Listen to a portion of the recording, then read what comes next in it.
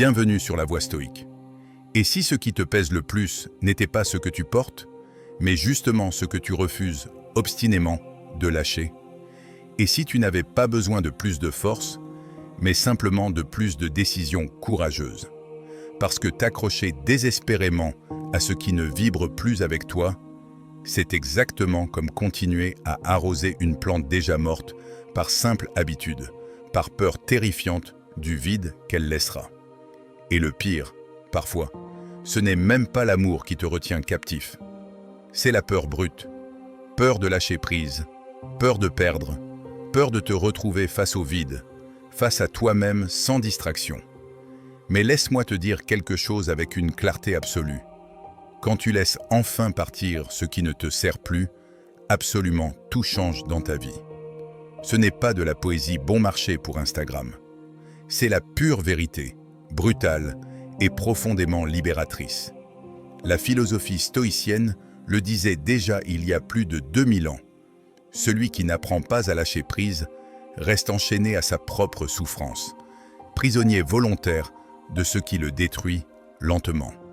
Alors oui, aujourd'hui, sur la voie stoïque, on va te secouer un peu. Mais on va aussi te donner une clarté que tu n'as peut-être jamais eue. Ces 11 leçons ne sont pas de simples conseils motivants que tu oublieras demain. Ce sont des secousses nécessaires, des réveils dont tu pourrais avoir désespérément besoin. Reste jusqu'à la fin, parce que la dernière leçon ne t'ouvre pas seulement les yeux. Elle change complètement ta direction, ta trajectoire de vie. Mais avant de commencer, si tu trouves ces vidéos utiles, je t'encourage vivement à t'abonner à la voie stoïque et à activer les notifications. Maintenant, commençons ce voyage vers la liberté. Leçon 1.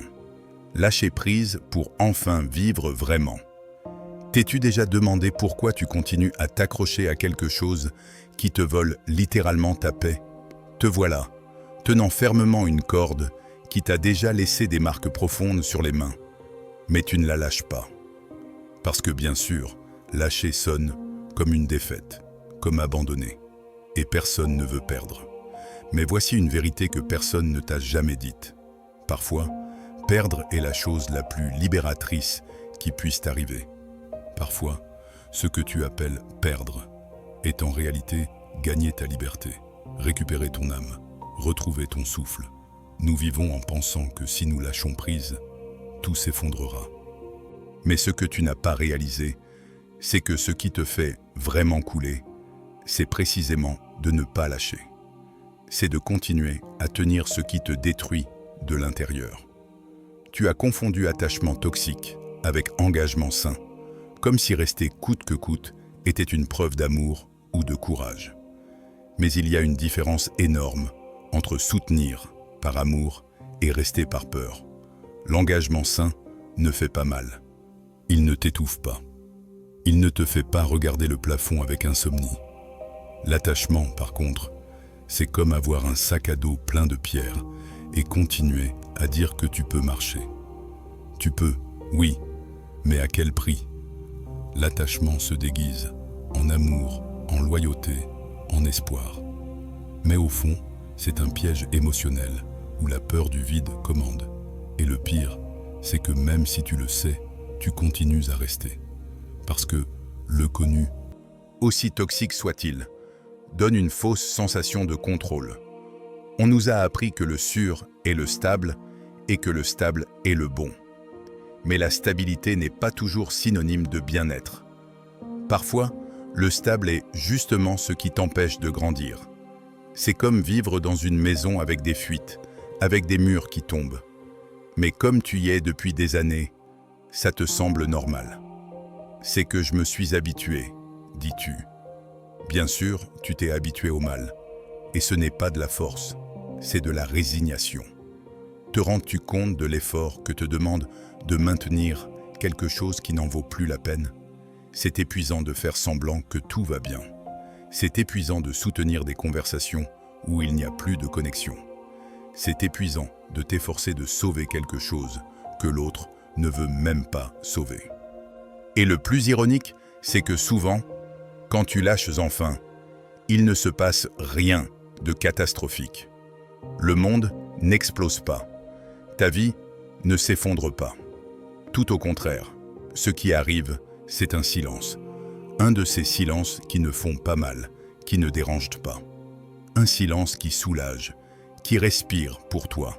Ce moment est révélateur. Tu te rends compte que ce que tu craignais tant de perdre n'était pas aussi essentiel que tu le croyais.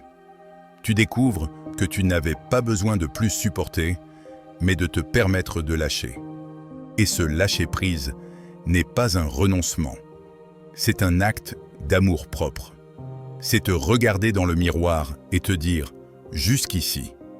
C'est appliquer dans ta vie quelque chose que les stoïciens avaient compris. Tu ne peux pas contrôler ce qui ne dépend pas de toi, mais tu peux choisir comment tu réagis, comment tu prends soin de toi, comment tu te reconstruis. Et tu sais ce qui est le plus curieux? Quand tu lâches, beaucoup de choses commencent à changer, sans que tu aies à les forcer.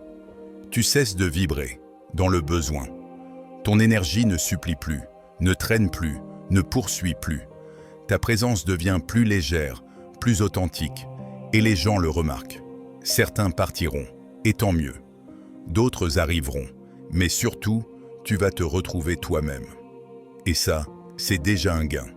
Laisser partir, ce n'est pas fermer les yeux et dire à la chance, c'est les ouvrir pour la première fois et voir les choses telles qu'elles sont, sans ornement. C'est avoir le courage de marcher vers l'inconnu avec le cœur tremblant mais ferme. Parce que même si tu ne sais pas ce qui vient, tu sais ce que tu ne veux plus. Et ça, crois-moi, c'est déjà une boussole puissante. Alors ne te trompe plus. Lâcher n'est pas perdre. Lâcher, c'est libérer. Lâcher, c'est mûrir. Lâcher, c'est faire de l'espace pour le nouveau, pour le sain, pour ce qui vibre avec toi. Lâcher n'est pas une faiblesse, c'est l'intelligence émotionnelle dans sa plus haute expression. Ça peut te prendre du temps pour le comprendre. Peut-être que tu n'es pas encore prêt. Et c'est bien, nous avons tous notre propre rythme. Mais le jour où tu oseras, tu regarderas en arrière et tu te demanderas pourquoi tu as tant tardé. Et alors, tu comprendras tout. Parfois, tu n'as pas besoin d'une réponse. Tu avais juste besoin d'arrêter de questionner. Leçon 2. Le poids invisible qui t'écrase. Il y a quelque chose que tu portes avec toi depuis des années. On ne le voit pas, mais ça pèse lourd. Le plus curieux, c'est que tu t'es tellement habitué à le porter que tu ne t'en rends même plus compte. Tu marches dans la vie comme si de rien n'était. Mais à l'intérieur de toi, il y a une valise invisible remplie de choses qui ne t'ont jamais appartenu. Culpabilité d'autrui, responsabilité périmée, attente des autres, loyauté que personne ne t'a demandé. Et te voilà feignant la normalité pendant que tu te demandes pourquoi tu es si fatigué si tu ne fais rien. Spoiler, si tu fais quelque chose, tu portes un poids émotionnel qui, bien qu'invisible, use plus que de courir un marathon avec un sac à dos plein de pierres. Parce que c'est exactement ce que tu fais chaque jour. Et plus le temps passe, plus tu accumules de pierres. Certaines ont des noms. Je le fais pour eux. Je ne veux pas décevoir. Si je ne le fais pas, personne ne le fera. Et d'autres, tu ne sais même pas d'où elles viennent. Tu sais juste qu'elles pèsent lourd. Le problème, c'est que nous avons normalisé de porter ce qui ne nous correspond pas. Comme si être une bonne personne impliquait de vivre épuisé, comme si c'était une obligation d'arranger la vie des autres. On t'a appris que te responsabiliser de tout est admirable, quand en réalité, c'est une recette pour s'effondrer. Ce que personne ne t'a expliqué, c'est que l'engagement sain ne fait pas mal. Ce qui fait mal, c'est de vivre en pilote automatique, en remplissant un rôle que tu n'as même pas choisi. Et bien sûr, vient la culpabilité, cette voix interne qui murmure. Et si tu lâches, que vont-ils penser? Comment vas-tu les laisser tomber? Qui es-tu pour te mettre en premier? Cette culpabilité, bien souvent, n'est même pas la tienne. Tu l'as héritée, tu l'as absorbée. On te l'a placée dessus sans que tu le remarques. Parents, patrons, partenaires, la société, tous ont contribué à ce sac à dos invisible que maintenant tu ne sais même plus comment enlever. Et attention, ce n'est pas seulement émotionnel.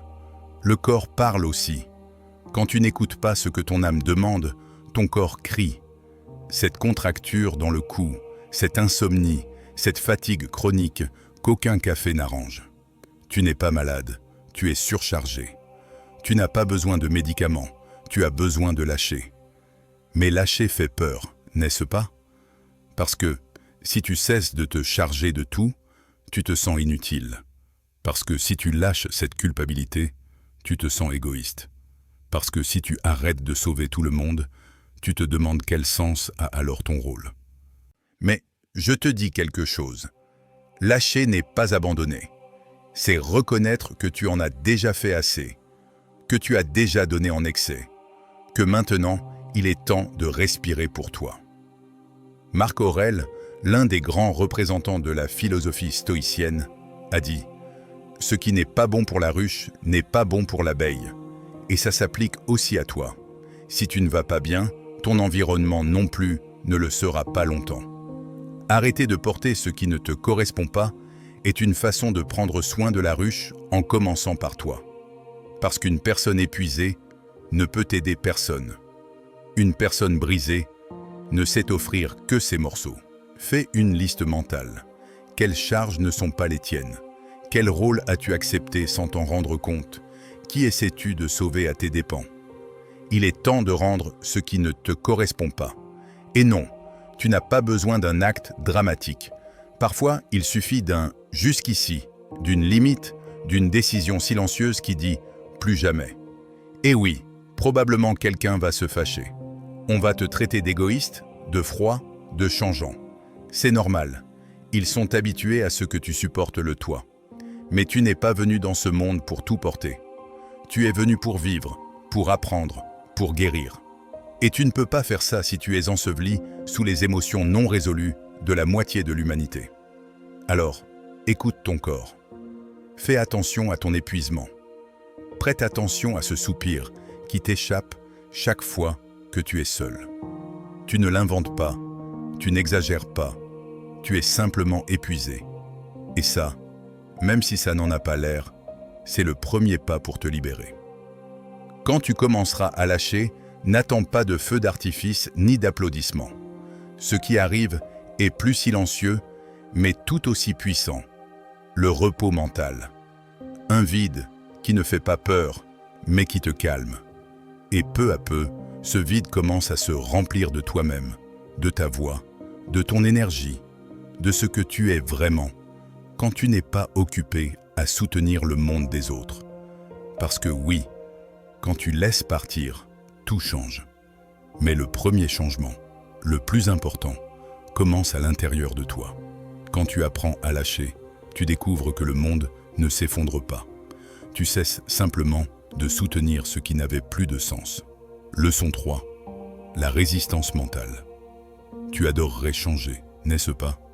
Commencer à zéro, prendre une décision qui révolutionnerait tout, laisser derrière ce qui n'apporte plus rien.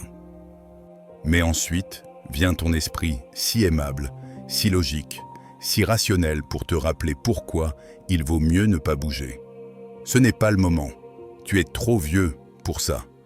Et si ça tourne mal? Et toi, bien sûr, tu l'écoutes parce que ça sonne convaincant, parce que ça semble sensé, parce que déguiser la peur en logique fait toujours bonne impression. L'esprit ne déteste pas le changement. Ce qu'il déteste, c'est l'incertitude. Et comme il ne peut pas te garantir que tout sortira parfait, il te le peint comme un danger. C'est pourquoi chaque fois que tu es sur le point de faire un changement important, changer de travail, quitter une relation, déménager, te réinventer, apparaît ce frein invisible, cette petite voix qui ne crie pas, mais qui murmure juste ce qu'il faut pour que tu doutes. Et elle y arrive parce qu'elle l'a fait toute sa vie. Et tu n'es pas le seul. Ça nous arrive à tous. Ce qui change entre les uns et les autres, c'est qui écoute et qui défie. Parce que si les stoïciens ont compris quelque chose, c'est que la véritable maîtrise commence par l'esprit. Tu ne peux pas contrôler ce qui se passe dehors, mais tu peux décider quelle histoire tu te racontes à l'intérieur.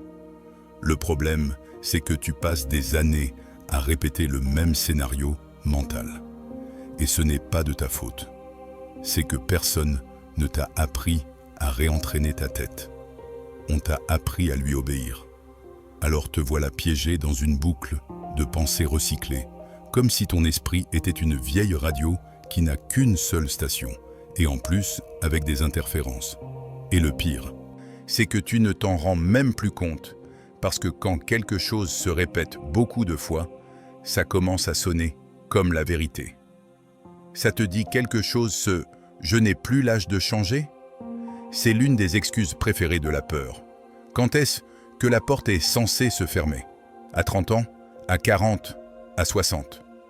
Où est-ce le panneau qui dit « à partir d'ici, tu ne peux plus évoluer ». Il n'existe pas. Tu l'as inventé. Et tu le répètes parce que ça sonne plus facile que de dire « je n'ose pas ». L'âge n'est pas le problème.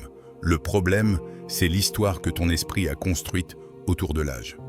Parce que pendant que tu te convaincs que ton moment est passé, il y a des gens qui à 50 ans lancent une entreprise, qui à 60 ans apprennent à danser, qui à 70 ans commencent à dire non. Ce n'est pas l'âge, c'est l'inertie mentale. Et si tu te le demandes, oui, on peut réentraîner l'esprit. Mais ce n'est pas automatique. Ce n'est pas lire une phrase motivante. Et c'est bon. C'est te rendre compte que ton esprit sans supervision est comme un singe avec un couteau. Il saute, crie, imagine le pire et surtout ne s'arrête pas. C'est pourquoi tu dois commencer à questionner tout ce qu'il te dit.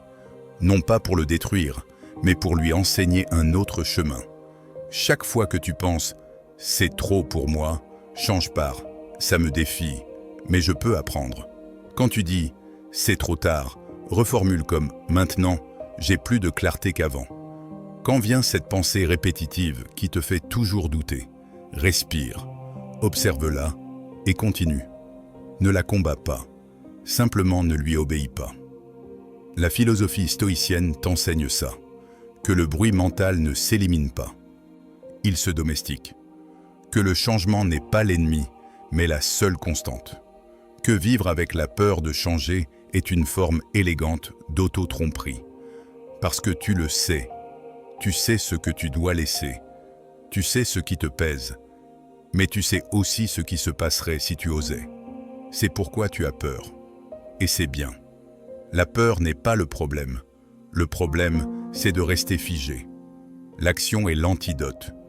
Tu n'as pas à changer toute ta vie en un jour. Il suffit de faire le premier pas. Un petit, mais ferme. Et quand ton esprit reviendra avec ses excuses habituelles, tu sauras déjà que ce n'est pas vrai. C'est juste la peur avec une jolie voix. Rappelle-toi ceci. Quand tu laisses partir la vieille version de toi que ton esprit insiste à maintenir, apparaît la vraie.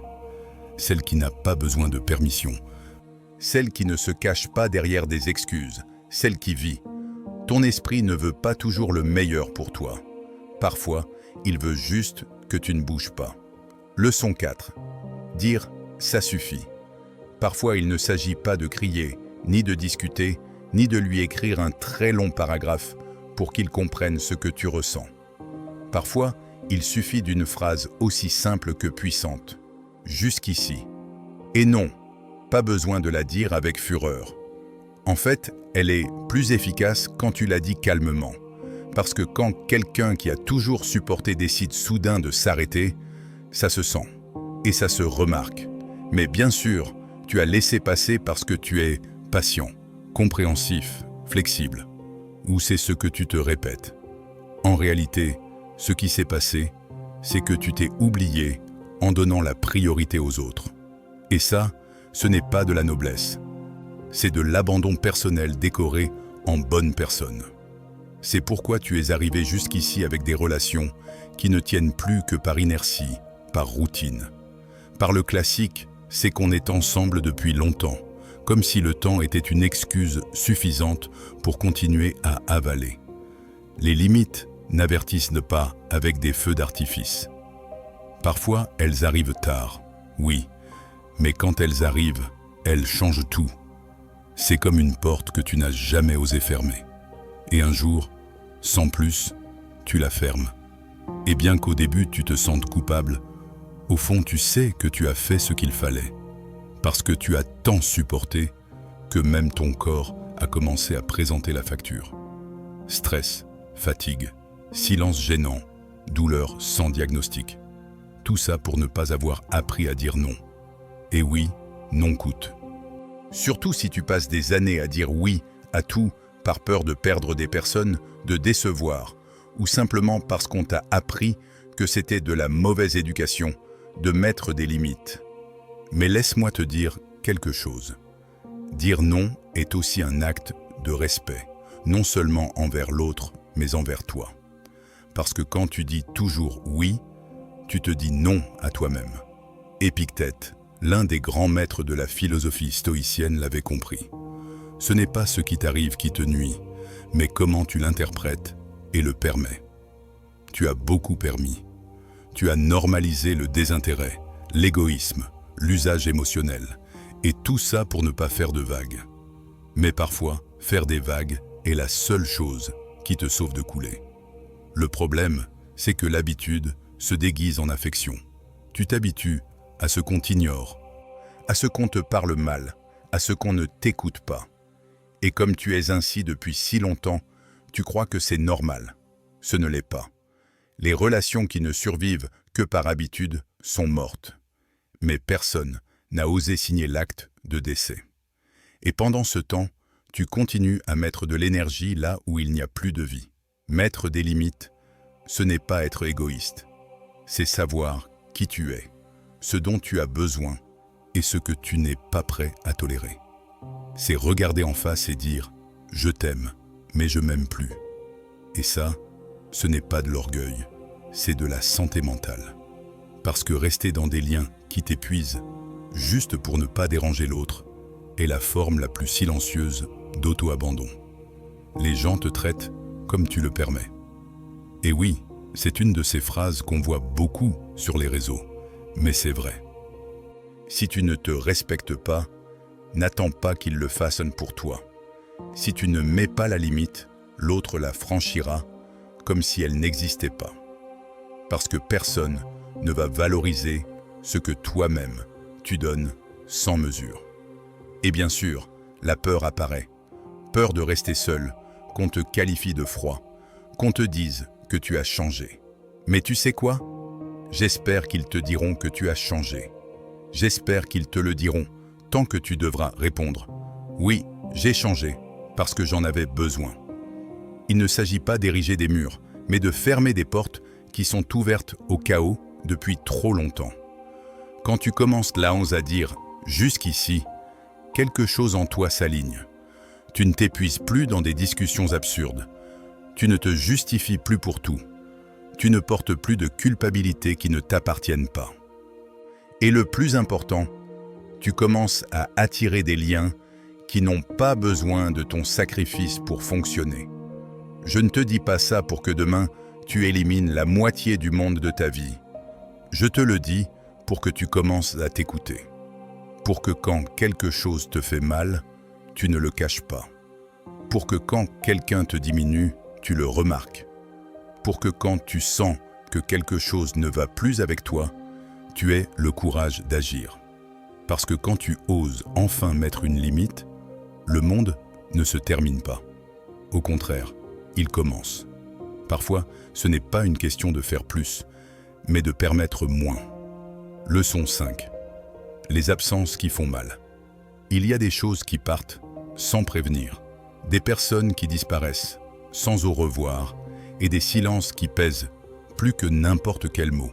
Le plus curieux, c'est que tu ne manques pas toujours à l'autre, mais à la version de toi que tu étais quand tu étais avec lui ou elle. Parce que parfois, ce qui fait mal, ce n'est pas la perte. C'est tout ce qui est resté non dit. Tu passes des années avec une blessure invisible en attendant une conversation qui n'arrive pas, une explication, un « je suis désolé », un « je n'ai pas su faire mieux ». Mais ça n'arrive pas. Et plus tu attends, plus tu t'épuises, parce qu'il y a des choses qui se brisent en silence, et pourtant font du bruit chaque nuit. Accepter une absence physique est déjà difficile, mais accepter une absence émotionnelle, c'est autre chose. Parce que le corps peut être là à tes côtés, et pourtant sentir qu'il n'y a plus personne. Que tu partages le lit avec un fantôme. Que la distance ne se mesure pas en kilomètres, mais en regards qui ne se croisent plus, en messages qui n'arrivent plus, en étreintes qui sont devenues une formalité. Et pourtant, tu restes là en attendant de clore quelque chose qui n'a peut-être jamais eu de clôture. Nous voulons des fins propres, ordonnées, avec des points et des virgules. Mais la vie ne donne pas toujours d'explication. Parfois, elle emporte juste ce qu'elle doit emporter, et tu restes avec la tâche de lâcher sans avoir toutes les pièces. Mais lâcher n'est pas haïr. Ce n'est pas effacer des photos, ni maudire le vécu. C'est justement le contraire. C'est pouvoir regarder en arrière sans colère. C'est dire « ça m'a fait mal, mais je l'en remercie ». C'est avoir de la mémoire sans vivre prisonnier d'elle. Parce que si tu n'apprends pas à lâcher sans rancœur, tu deviens prisonnier de quelque chose qui n'existe plus. Et le pire, tu finis par payer dans de nouvelles relations des factures qui ne te correspondent pas.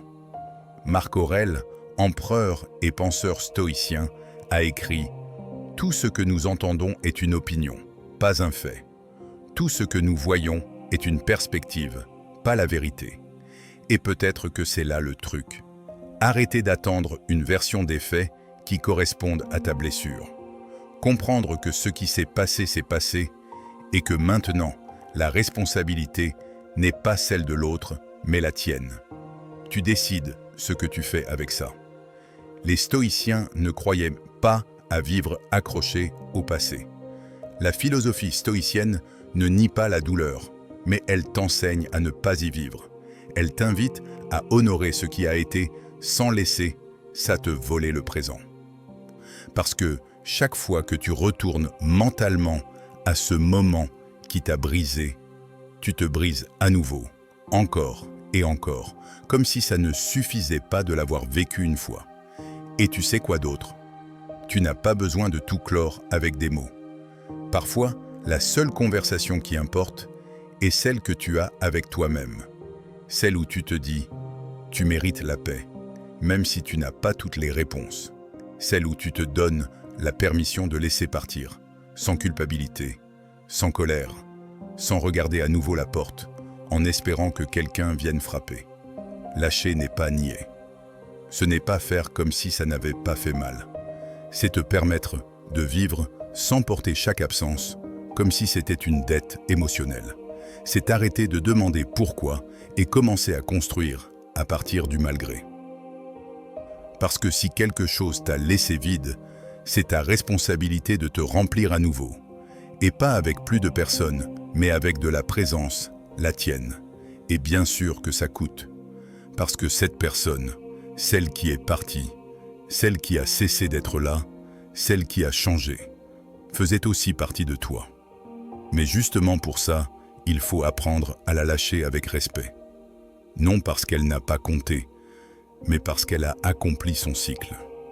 Il y a des affections qui n'ont pas besoin de durer pour avoir été réelles. Honorer le passé, ce n'est pas le revivre tous les jours. C'est le remercier pour sa place et lui redonner sa place, derrière. Parce que si tu le ramènes au présent encore et encore, tu n'honores pas.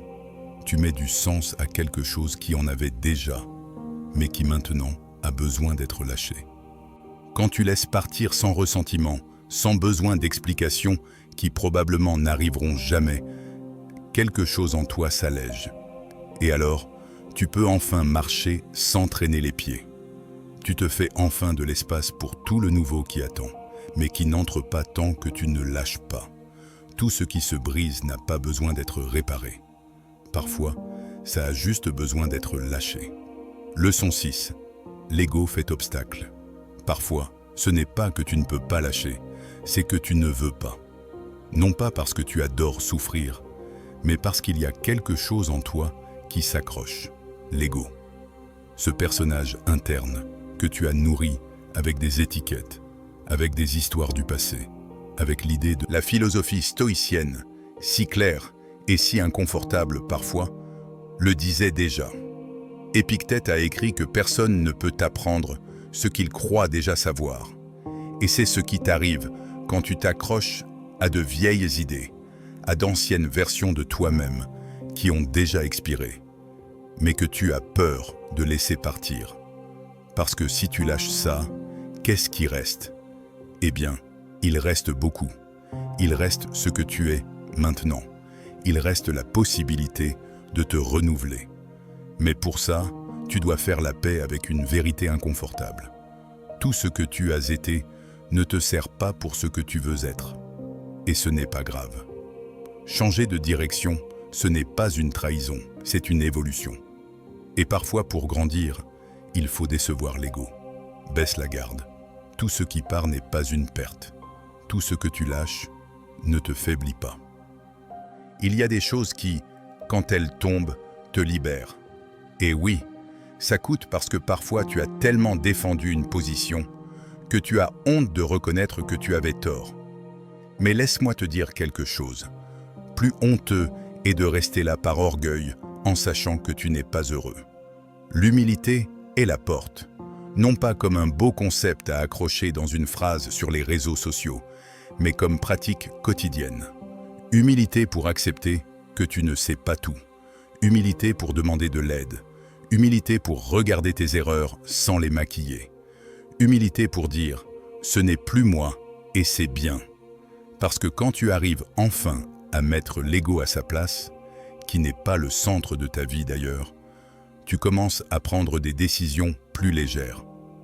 Non plus par comment elles se voient de l'extérieur, mais par comment elles te font sentir à l'intérieur. Tu ne défends plus une identité, tu construis une vie. Lâcher n'est pas toujours un acte émotionnel. Souvent, c'est une décision logique, un choix conscient de ne pas continuer à vivre en pilote automatique, juste pour maintenir une image. Parce que si tu y penses bien, combien de ce que tu fais est pour toi, et combien est pour ne pas briser ce personnage que tu as construit. Alors, demande-toi, quelle partie de toi défends-tu qui ne te représente même plus? Que maintiens-tu juste par orgueil? Quel changement reportes-tu parce que l'ego ne veut pas perdre le contrôle? Peut-être qu'il est temps d'arrêter de tant protéger ton image et de commencer à prendre soin de ta vérité. Parfois, l'ego crie si fort que tu n'entends pas ton âme demander de l'aide. Leçon 7. Le silence d'après. D'abord vient le silence, et pas le beau, celui qui sonne comme la paix et la respiration profonde. Non, l'autre, l'inconfortable. Celui qui te fait regarder le plafond avec insomnie et te demander si tu as vraiment fait ce qu'il fallait. Celui qui arrive juste après avoir laissé partir quelque chose ou quelqu'un. Celui qui ne fait pas de bruit, mais qui résonne. Et toi qui te plaignais tant du chaos, tu te retrouves soudain face au calme et tu ne sais pas quoi en faire. Parce que oui, bien que tu ne le dises pas à voix haute, le silence fait aussi peur. Non pas par ce qu'il apporte, mais par ce qu'il expose. Soudain, sans distraction, sans drame, sans personne qui te vole l'énergie, tu n'es qu'avec toi. Et c'est là que commence le vrai désordre. Parce qu'au fond, le chaos avait une fonction, couvrir ce que tu ne voulais pas regarder. Tu as lâché quelque chose, une relation, une routine, une idée, une étape. Et maintenant, tu te retrouves dans ce vide initial que personne ne t'a dit allait faire mal. Parce que lâcher sonne très libérateur dans les livres d'auto-assistance. Mais dans la vraie vie, au début, ça se sent comme si on t'avait arraché quelque chose, comme s'il manquait du bruit, comme si on t'avait éteint la musique de fond de ta vie. Et maintenant, tout est trop clair, trop évident. Et bien sûr, comme tu ne supportes pas longtemps sans bruit, tu commences à chercher quelque chose pour le remplacer. Une autre personne, un autre problème, un autre motif de t'inquiéter. N'importe quoi plutôt que de rester là, dans ce silence qui sent la vérité. Parce que dans cet espace, sans excuse, tu commences à entendre ta voix interne. Et elle ne dit pas toujours ce que tu veux entendre. Mais c'est le point. La clarté ne vient pas avec des feux d'artifice.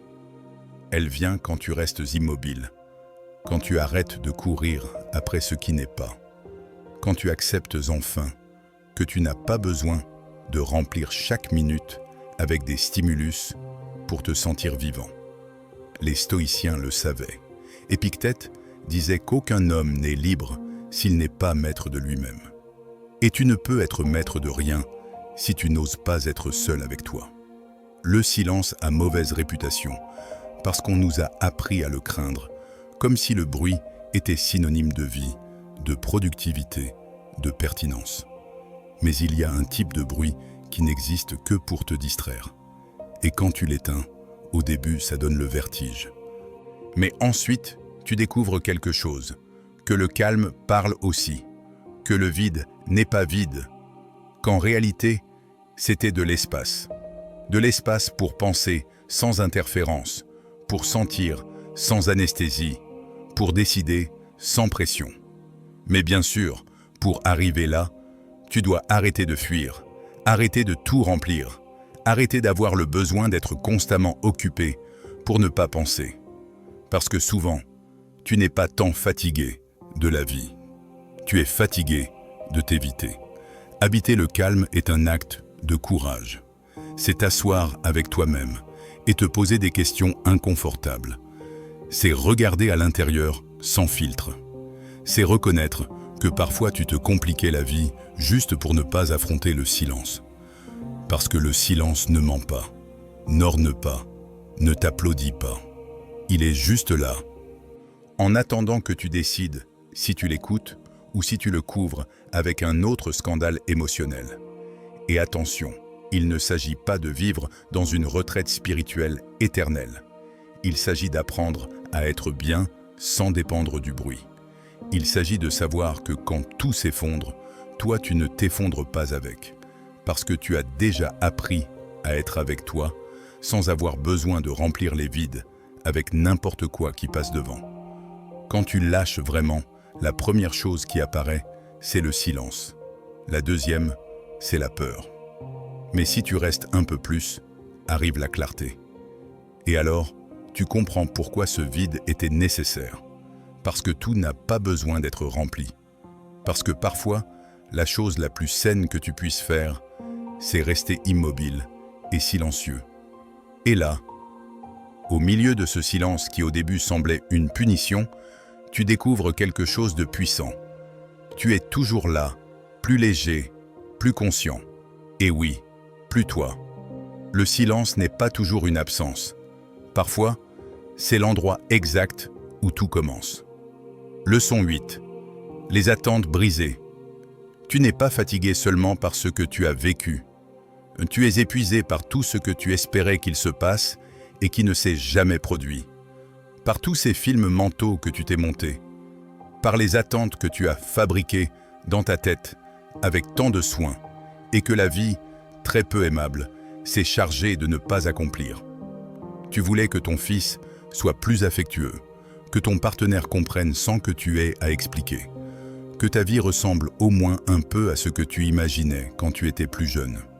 Non, ce que tu as, c'est une version sans filtre, sans montage, sans musique, de fond, une version plus crue, plus réelle, et tu continues à attendre qu'un jour tout s'emboîte, comme si le scénario de la vie pouvait encore être corrigé à ton goût. Le problème, ce n'est pas la vie. Ce sont tes attentes non satisfaites. C'est ça aurait dû être ainsi, que tu répètes en boucle chaque fois que quelque chose ne sort pas comme tu l'avais imaginé. Et plus tu le répètes, plus tu te frustres. Parce que même si tu ne le dis pas à voix haute, tu es déçu que la réalité ne soit pas à la hauteur de ton scénario parfait. Mais dis-moi une chose, qui t'a promis que ça allait se passer? On t'a appris que si tu faisais bien les choses, tout irait bien. Que si tu étais une bonne personne, tu aurais une bonne vie. Que si tu t'efforçais, on te récompenserait. Que si tu donnais de l'amour, tu le recevrais également. Et bien sûr, ensuite, tu as grandi Et la vie s'est chargée de t'enseigner que ça ne fonctionne pas comme ça. Qu'il y a des choses qui ne dépendent pas de toi. Qu'il y a des gens qui ne vont pas changer. Qu'il y a des histoires qui ne vont pas s'écrire comme tu l'espérais.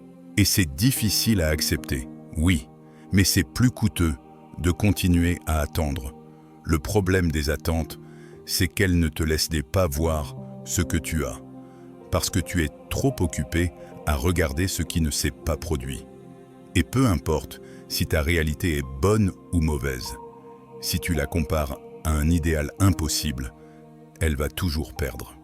C'est comme regarder ton reflet dans le miroir en espérant voir un autre visage. Tu désespères, mais le miroir n'est pas responsable. Et te voilà avec une frustration qui s'accumule au fil des ans. Non pas parce que ta vie est horrible, mais parce qu'elle ne ressemble pas à celle que tu as imaginée. Et plus tu t'accroches à ce « ça aurait dû être », moins tu peux profiter de ce qui est. Parce que tu passes ton temps à revivre une version fictive qui n'existe pas au lieu d'embrasser ce qui est devant toi. Marc Aurèle, l'un des grands représentants de la philosophie stoïcienne, disait que le bonheur de ta vie dépend de la qualité de tes pensées. Et regarde, tes pensées sont contaminées par des attentes passées, par des idéaux qui ne correspondent plus à qui tu es aujourd'hui. Ce n'est pas ta vie qu'il faut changer, c'est ta façon de la regarder. Parce que parfois, pour lâcher vraiment, il ne suffit pas de laisser partir des personnes ou des situations. Tu dois lâcher cette idée romantique que tu avais sur comment tout allait être. Tu dois renoncer à ce que tes enfants soient comme tu le voulais et commencer à les aimer comme ils sont vraiment. Tu dois arrêter d'attendre que ton partenaire réagisse comme tu le ferais et commencer à accepter que vous êtes deux mondes différents. Tu dois abandonner cette lutte interne entre ce que tu as rêvé et ce qui est. Il ne s'agit pas de se résigner, il s'agit de se libérer. D'arrêter de porter la culpabilité de ce qui n'a pas été. Parce que tout ce qui n'est pas bien sorti n'est pas de ta faute. Et tout ce qui ne s'est pas passé n'était pas vraiment le meilleur pour toi. Mais bien sûr, le « ça aurait dû être » est addictif. Il te donne une excuse pour ne pas accepter ce que tu as. Et parfois aussi, une excuse pour ne pas agir. Mais si tu veux vraiment changer quelque chose, commence par lâcher l'idée que la vie te doit quelque chose. Elle ne te doit rien. Tu fais de ton mieux et ensuite, tu lâches. Parce que tant que tu continues à mesurer ta vie avec le bâton d'une attente brisée, tu vas sentir que tout va mal, même quand il y a des choses qui vont bien. Et oui, au début c'est difficile, parce que accepter ce qui est implique de faire le deuil de ce qui n'a pas été. Mais quand tu le fais enfin, tout change. Parce que tu arrêtes de vivre frustré par ce qui n'est pas venu, et tu commences à vivre reconnaissant pour ce qui est. Lâcher les attentes est un acte de maturité brutale, et aussi l'une des façons les plus honnêtes de commencer à vraiment vivre. Il ne te manque pas de vie. Tu as trop d'attentes qui ne te servent plus. Leçon 9. Sans contrôle. Toi et le contrôle, vous avez une relation toxique. Bien que tu ne veuilles pas l'admettre, tu essaies de tout contrôler. Ce que tu dis, ce que les autres pensent, comment se déroule chaque conversation, l'avenir, les résultats, même les silences. Et le pire, c'est que quand quelque chose ne sort pas comme tu l'espérais, c'est-à-dire presque toujours, tu te frustres, tu as de l'anxiété et tu commences à penser que le problème c'est toi ou que la vie est mal conçue. Mais non, le problème ce n'est pas toi. Le problème c'est cette obsession que tu as de tout avoir sous contrôle. Comme si contrôler était une garantie que tout ira bien. Comme si tout anticiper était synonyme de sécurité. Et bien sûr, quand les choses ne sortent pas comme tu avais planifié jusqu'au moindre détail dans ta tête, tu entres en boucle. Tu désespères parce que cette illusion que tu t'étais montée s'effondre. Et là, tu te rends compte une fois de plus que tu n'as jamais eu autant de contrôle que tu le croyais. L'anxiété et le contrôle vont de pair. Tu crois que tu contrôles pour avoir la paix, Mais en réalité, plus tu veux contrôler, plus tout échappe et plus ça génère d'anxiété. C'est comme essayer de retenir l'eau avec les mains.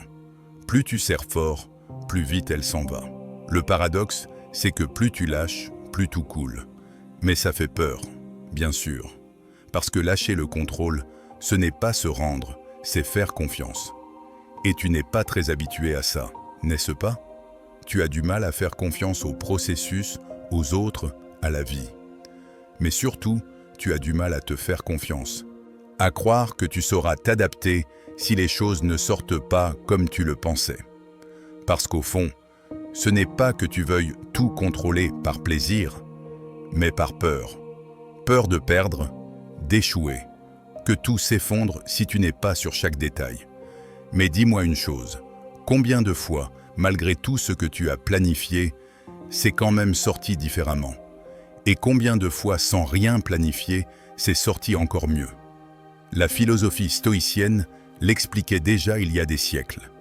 Sénèque disait que la chance, c'est ce qui arrive quand la préparation rencontre l'opportunité. Et il avait raison. Il ne s'agit pas de s'asseoir et d'attendre que tout coule comme par magie. Il s'agit de faire ta part, puis de lâcher. D'avancer avec intention, mais sans obsession. De laisser de l'espace à l'inattendu, sans perdre ta direction. Parce que couler, ce n'est pas flotter sans but, c'est avancer sans rigidité. C'est permettre que la vie ait aussi son mot à dire, que les choses prennent leur cours, même si ce n'est pas toujours celui que tu espérais. Parce que tout contrôler n'est pas seulement épuisant, c'est arrogant. C'est croire que tu sais ce qui est de mieux dans chaque situation. Et la vérité, ni toi, ni personne ne sait tout. Parfois, ce qui semble un désastre est un tournant nécessaire.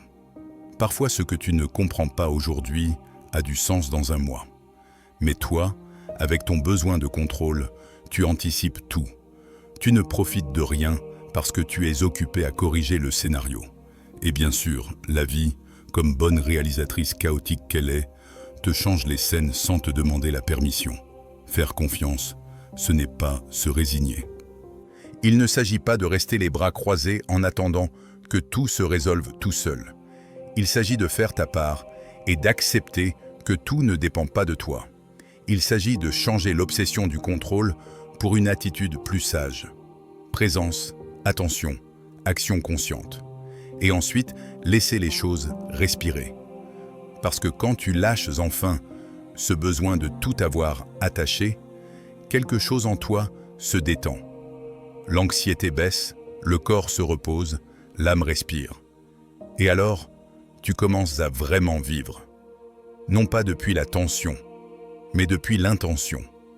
Non pas depuis la peur que tout aille mal, mais depuis la confiance que quoi qu'il arrive, tu sauras y faire face. Et oui, c'est difficile parce que lâcher le contrôle, c'est comme rester sans béquilles, après des années à les utiliser. Au début, il semble que tu vas tomber. Mais après, tu te rends compte que tes jambes fonctionnent, que tu peux marcher sans prédire chaque pas, que tu peux vivre sans contrôler chaque seconde. Quand tu arrêtes de tout contrôler, tu découvres qu'il ne s'agit pas d'avoir tout clair, mais de t'avoir clair toi. Et ça, même si ça n'en a pas l'air, ça change tout. Lâcher le contrôle, ce n'est pas perdre le pouvoir, c'est découvrir où tu l'as vraiment. Leçon 10. Le changement intérieur. Il y a des changements que personne ne remarque, mais toi tu le sens dans chaque cellule. Tu ne portes pas de pancarte. Tu ne fais pas d'annonce sur les réseaux sociaux. Tu n'as pas besoin que le monde t'applaudisse.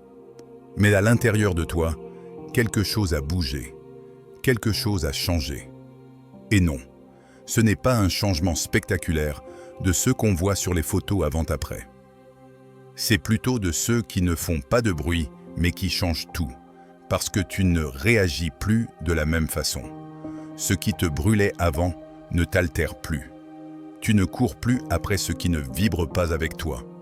Tu as commencé à lâcher des choses, des personnes, des habitudes et des pensées. Et personne ne semble s'en être rendu compte. Mais toi, tu le sais.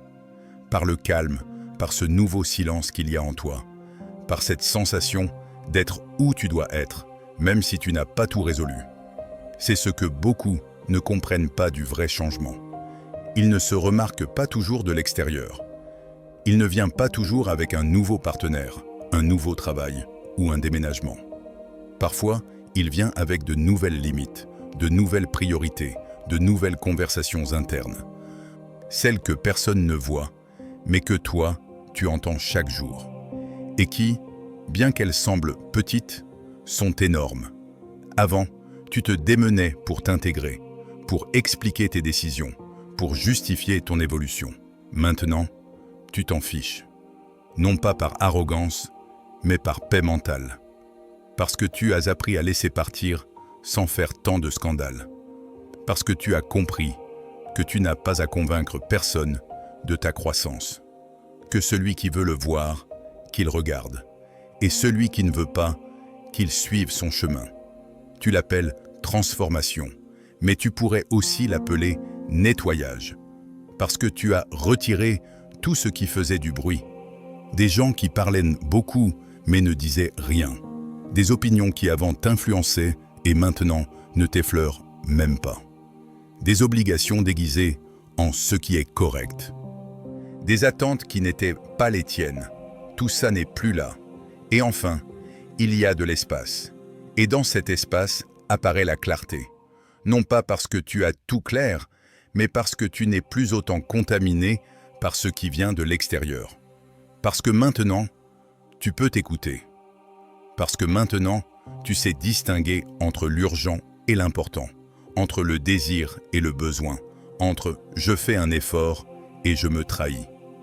La philosophie stoïcienne l'a expliqué mieux que personne.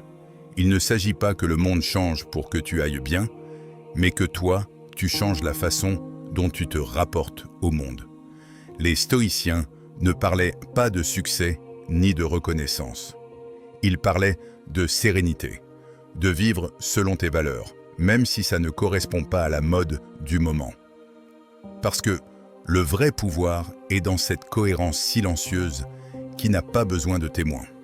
Et je sais que parfois tu doutes, parce que changer sans que personne ne le voie peut être solitaire, parce que tu n'as pas de médaille, ni de like, ni diplôme qui certifie combien tu as grandi. Mais ne te trompe pas, le changement qui ne se voit pas est presque toujours celui qui coûte le plus, parce qu'il implique de t'incommoder de l'intérieur, de briser des schémas, de te regarder dans le miroir sans ornement, de choisir le calme, même si ça implique de perdre du bruit et de la compagnie. Ce n'est pas que plus rien ne t'importe, c'est que maintenant, tu choisis à quoi tu donnes de l'importance. C'est que tu as compris que tout ne mérite pas ton énergie, que tu n'as pas besoin d'être partout, que ne pas répondre est aussi une réponse, que te retirer à temps est aussi du courage. Et ainsi, tu changes sans faire beaucoup de scandales, sans mettre à jour ton statut, sans que personne ne te demande ce qui t'arrive. Parce qu'il ne t'arrive rien. Ou plutôt, il t'arrive tout. Seulement cette fois, c'est à l'intérieur. Cette fois, ça ne se remarque pas dans tes vêtements, ni dans tes horaires, ni dans tes routines. Cette fois, ça se remarque dans ta paix. Et la paix, tu le sais déjà, n'a pas besoin d'explication. Elle ne se justifie pas, ne se discute pas. Elle se vit juste. Et celui qui le comprend, qu'il reste. Et celui qui ne comprend pas, qu'il ne dérange pas.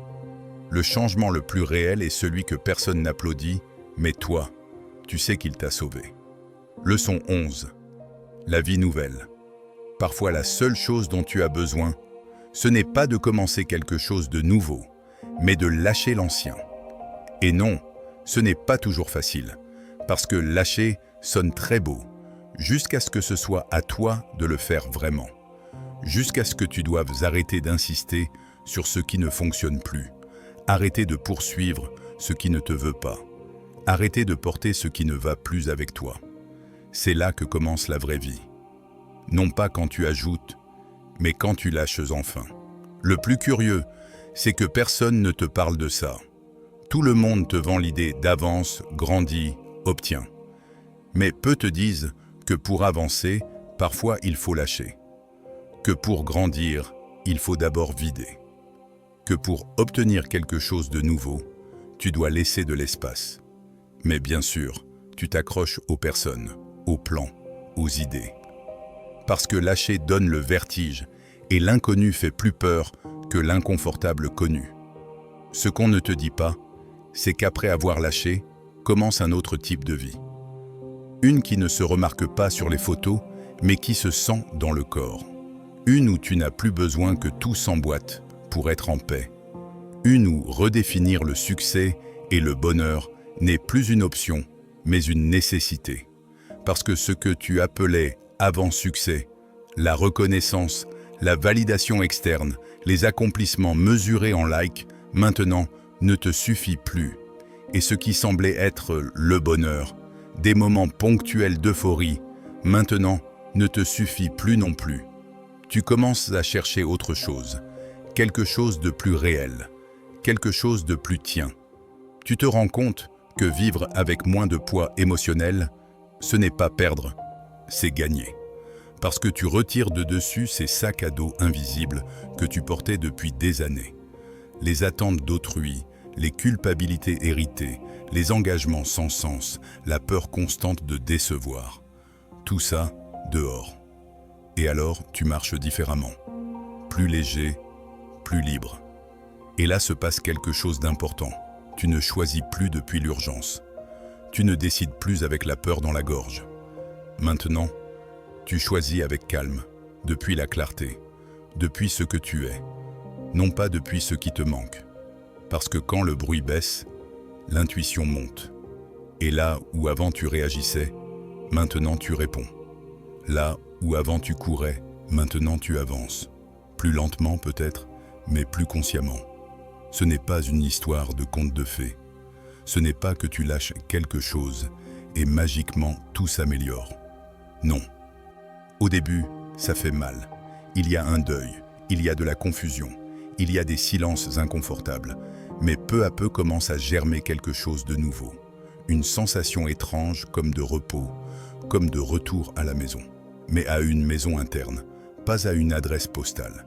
Et alors, tu comprends pourquoi les stoïciens parlaient tant de lâcher l'attachement, d'accepter la réalité telle qu'elle est, de vivre sans tant d'exigence. La philosophie stoïcienne ne cherche pas que tu renonces à tout et vives dans une grotte.